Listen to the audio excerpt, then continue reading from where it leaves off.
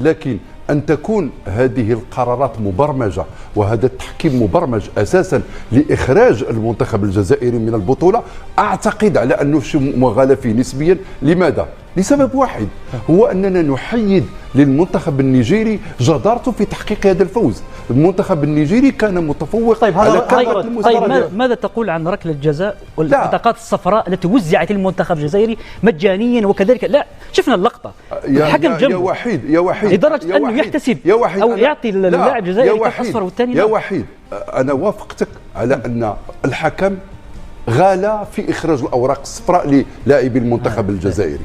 ضربة الجزاء، ماذا يفسر ذلك؟ ضربة الجزاء أنا بستغرب لماذا لم تنادي غرفة الفار على حكم المباراة لتظهر له اللقطة وتدعوه لمشاهدتها على الأقل. هذا يدل أن الحكم كان منحازا وكان يرتكب جرائم في منتخب الجزائر.